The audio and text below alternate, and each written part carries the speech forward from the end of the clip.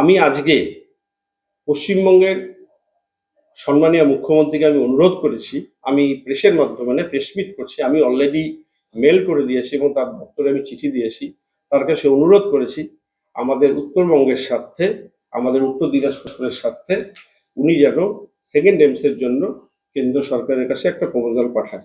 সেই চিঠিও আমি আপনাদেরকে দিব এবং তার সাথে সর্বস্তরের রাজনৈতিক নেতাদের কাছে এবং আমাদের জেলার যত এমএলএ রয়েছেন, আমাদের উত্তরবঙ্গের যারা এমএলএ এমপিরা রয়েছেন, আমি সবার কাছে অনুরোধ করব, আসুন আমরা সবাই মিলে রাজনীতির ঊর্ধ্বে উঠে আমাদের যেটা দরকার এইমস হসপিটাল আমাদের উত্তরবঙ্গের জন্য, আমাদের রায়গঞ্জের জন্য, সেটা সবাই মিলে সহযোগিতা করে এইমস যাতে হয় সেই চেষ্টা করার আমি সবাইকে আবেদন জানাচ্ছি। এবং তার সাথে আমি এটাও বলছি, এইমস হলে শুধু স্বাস্থ্য নয়, আমাদের অর্থনৈতিক মান উন্নয়ন থেকে শুরু করে আমাদের আশেপাশে বিহার, ঝাড়খণ্ড, আসাম রয়েছে, সব মানুষের সুবিধা হবে।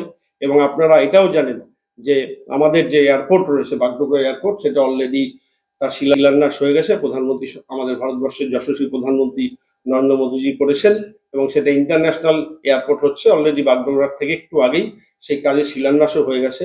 আমাদের রেল যোগাযোগ ভালো হচ্ছে, এইমসের জন্য অনুকূল পরিবেশ তৈরি হয়েছে। আমার অনুরোধ থাকবে সর্বস্তরের রাজনৈতিক নেতা নেত্রীদের থেকে শুরু করে যারা বর্তমানে পশ্চিমবঙ্গের সরকার পক্ষ রয়েছেন তাদের কাছে, প্লাস পশ্চিমবঙ্গের সম্মানীয় মুখ্যমন্ত্রীর কাছে আমার অনুরোধ থাকবে যে আমাদের উত্তরবঙ্গের স্বার্থে উনি যেন এইমসের দ্বিতীয় অনুমোদনের জন্য কেন্দ্রীয় সরকারকে চিঠি লেখে। কি জন্য রাজি হবে রাজ্য সরকার? কারণ আছে কি জন্য রাজি হবে না, এটা সাধারণ মানুষের স্বার্থে। কারণ যে হসপিটালটা হবে সেই হসপিটালে কোনো রাজনৈতিক দলের চিহ্ন নিয়ে কেউ চিকিৎসা করবে না। সেখানে যে কেউ, যে কোনো রাজনৈতিক দল হোক, যে কেউ, সবাই চিকিৎসা পাবে। চিকিৎসা ব্যবস্থা সুব্যবস্থার জন্য উনি রাজি হবেন, আমার আশা এটা। বারংবার একটা জিনিস দেখা গেছে, গতবারে যে প্রাক্তন সাংসদ ছিলেন তিনি একটা কথা বলেছিলেন যে এইমস একবার যে জায়গা থেকে চলে যায় সেখানে ফেরত আর আসে না।